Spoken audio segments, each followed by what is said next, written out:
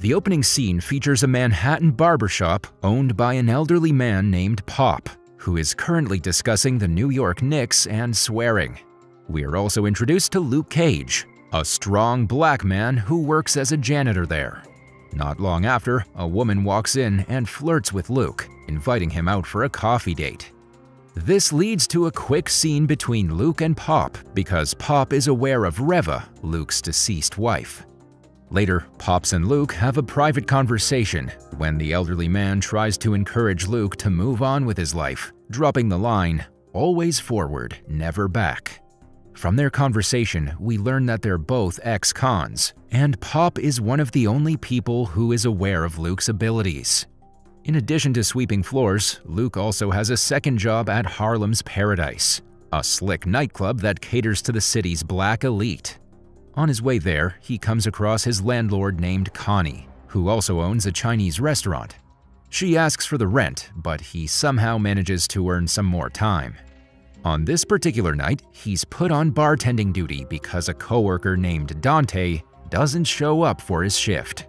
Next, we're introduced to Cornell Stokes, the owner of Harlem's Paradise, who is discussing his growing powers with a woman named Mariah.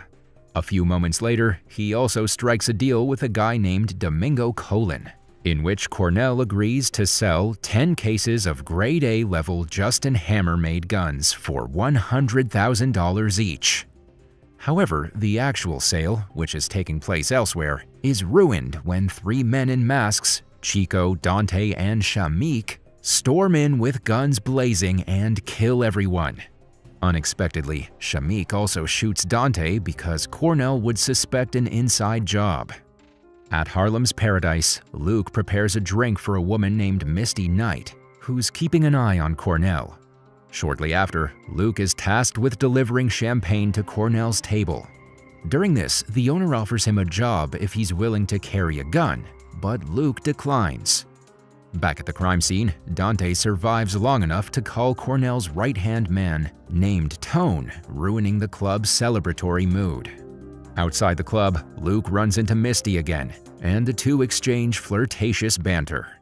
Their amusing conversation leads them back to his place, where they end up making love. Later in his sleep, he dreams of being beaten in prison, and when he wakes up the following morning, Misty tells him about talking in his dreams, mentioning the names Shades and Comanche. Just then, she receives a call from work and prepares to leave. Before departing, Luke inquires about her profession, to which she lies that she's an auditor, but in reality, she happens to be a detective who's assigned to the investigation of a recent murder. Following this, she arrives at the crime scene, where a detective named Raphael Scarf is already on the case. While investigating, Raphael considers speaking with the bartender who filled in for Dante at the club. On the other hand, Cornell is attempting to smooth things over with Domingo to no avail. But the situation gets more intense when Shades Alvarez shows up. Shades appears to be Cornell's former colleague who now works for a powerful organization called Diamondback. He assures Cornell that it's not a takeover, that Diamondback wants him to succeed. Meanwhile, Pop is distraught because Dante was one of the kids who used to work for him and is now deceased. He is sure Shamik and Chico were with him as they were his boys as well. Elsewhere, Mariah is seen doing a press event to help Harlem Cornell when Shades arrives. Through their conversation, we learn that Mariah uses the federal and taxpayer money to fund Cornell's club. She's now demanding her money back, citing the possibility of an audit, which could land her in jail. Cornell promises to return it to her. Later, they, who are aware of Shamik and Chico, locate Shamik and bring him to the club. Luke, who witnessed this, wants to help him, but is stopped when he spots Shades from Seagate Prison. Afterwards, Cornell starts questioning Shamik to find out where Chico is, but instead of answering, Shamik spits blood on him. Furious, Cornell then beats the kid to death with his bare hands. On the other hand, Luke looks freaked out because of Shades, but he manages to calm himself down by reasoning that Shades may not have noticed him. He then goes through a number of books, which leads to a flashback to his first meeting with Reva in prison. In the next scene, Mariah's thugs attempt to extort money from Connie and her husband. Shortly after, Luke steps in and initially warns the thugs. Unaware of his abilities, they take him lightly. One man throws a punch, and his bones shatter against Luke's face. Another person attempts to shoot him, but Luke deflects the bullet with his bare hand. After witnessing all of this, the remaining two run off in terror. Following the incident, Connie tries to hire Luke to protect them in case the thugs return, but he declines, stating that he's not for hire. Regardless, he assures the landlord, "I've got you." The next day at the barbershop, Pop, for one more time, tries to persuade Luke to use his power to help people. Pops gives him the rundown on Mariah's influence in the community and how she and Cornell are cousins. The elderly man is certain that Cornell will show up looking for Chico, and moments later, he does, along with Shades and Tone.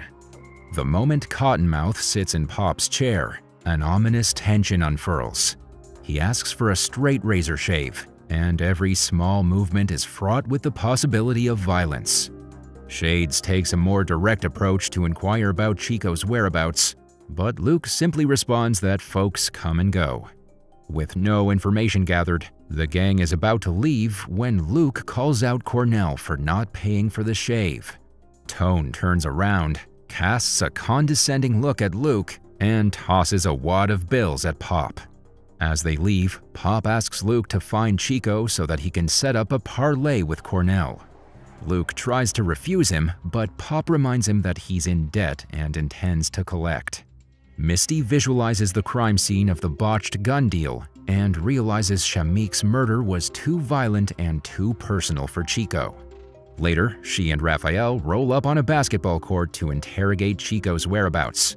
When no one is willing to open up, she challenges one of the guys to a game of horse for the information.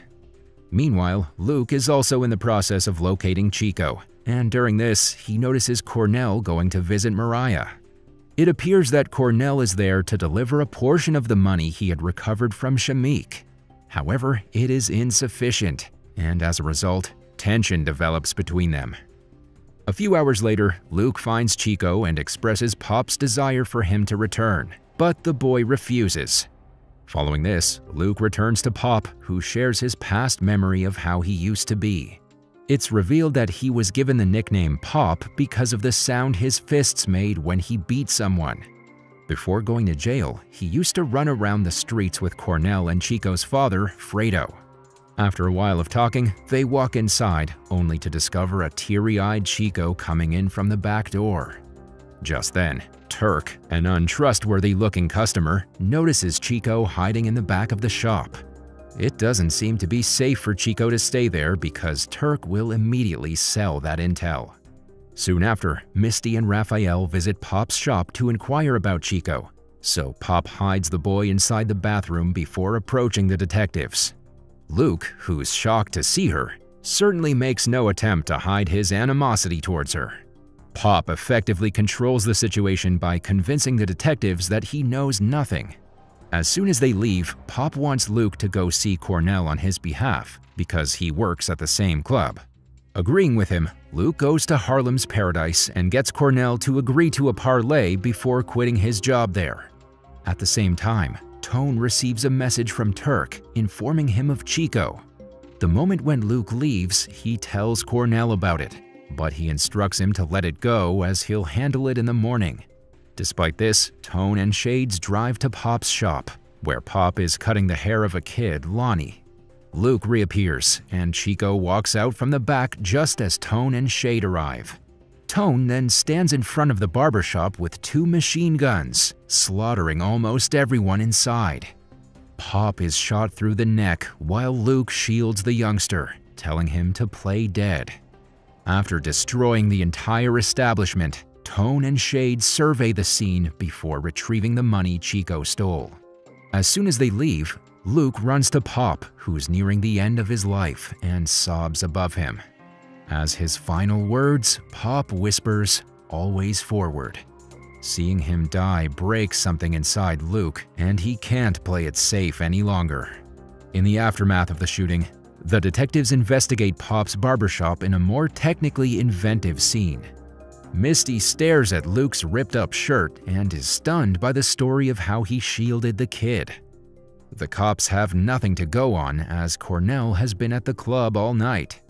The same night, Cornell and Mariah meet Tone and Shades on the roof, where Tone explains how he went in, lit up the place, and got the money back. Even though Cornell is angry, he calms down when he muses aloud about anonymously donating to Pop so he can rebuild the shop. But the moment he learns of Pop's death, something in him unravels, and with a little foreshadowing, he throws Tone off the roof. Observing her cousin's threatened kingdom, Mariah remarks that this is not what their ancestors died for.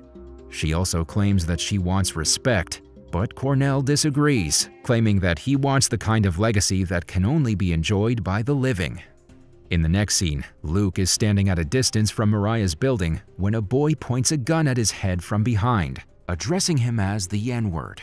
Offended by the word, Luke turns around, takes the gun, and shoots himself, scaring the boy and causing him to flee. Luke finally realizes an important truth. Anger is a powerful fuel, and black resistance cannot exist without it. The next day, we see both Luke and Cornell in mourning as the news of Pop's death spreads. Following this, Luke heads to the mortuary to discuss a casket for Pop with the funeral home. Luke lacks the funds to cover Pop's casket, but he finds the ostentatious casket suggested by the mortician repugnant. We discover that the mortician is also the guy who disposes of bodies for Cornell.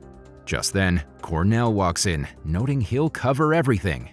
The two have words, and Cornell tells him that his former associate acted out of line, but isn't doing much acting anymore. Regardless, Luke believes it's still his fault. Later, Luke walks to the barbershop, where he meets Bobby Fish, a chess player who used to play with Pop. After learning of Luke's desire to keep the shop open, Fish, who also used to do Pop's taxes, claims that it would cost $80 grand to buy the shop, but that if they kept the bills paid, no one would even ask. Luke then decides to take the money from Cornell, but instead of going after him directly, he plans to take out his queen, knights, rooks, and eventually all of his pieces from the board. On the other hand, Misty and Raphael question Chico, who refuses to speak out against Cornell despite his outrage over Pop's death. Shortly after, Luke arrives and has a brief encounter with Misty, who wants to know how he's involved in all of this, but Luke refuses to reveal anything. After this, he has a one-on-one conversation with Chico, from whom he learns the inner workings of Cornell's operations. He then intends to hit the places, giving Cornell the impression that Domingo is hitting him. He finally starts to unleash absolute hell, and his intelligence makes a bigger difference than his indestructible body. Luke carefully hits Cornell's 4 stash houses, taking out guns as well as the thugs, but leaving the cash for the cops to find.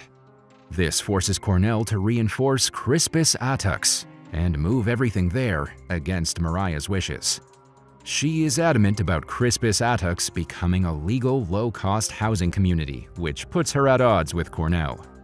In the evening, Domingo shows up at Harlem's Paradise and confronts Cornell, telling him he knows Diamondback was behind the gun shipment and demanding his money back. Cornell claims there are no refunds and inquires whether he admits to raiding his stash houses. However, Domingo dismisses him and walks away before declaring war on the Spanish. That night, Luke is outside Mariah's office when he notices the money being moved to the Fort Knox room at Crispus Attucks. He waits for Mariah to leave before ramming his way into the building using an SUV door. He then proceeds to use the car door to beat up some of the guards before wrapping it around a guy and throwing him down the stairs. He pulls a pipe from a wall and begins beating up more men, eventually making his way to the vault.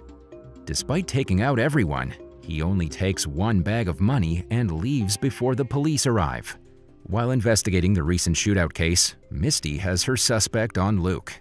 Shortly after, Raphael receives a phone call from Chico, who wishes to speak with him. Following this, Raphael drives to a quiet road and meets Chico, who informs him of his decision to turn himself in to the police. After learning that he's given up on Cornell, Raphael out of nowhere chokes him to death with his tie. He then loads the body into his truck and heads to Harlem's Paradise. He hands Chico's body over to Cornell and further reveals that Luke has been hitting his places all day. Raphael appears to have been on Cornell's payroll the entire time. Meanwhile, Luke takes the duffel bag of money and gives it to Bobby Fish in order to keep the barbershop open. After a brief conversation, he goes to Connie's restaurant for dinner and also pays her the money he owes her. Not long after, Cornell fires a rocket gun at him from the roof across the street. Luke notices it with just enough time to get up before the entire place blows up.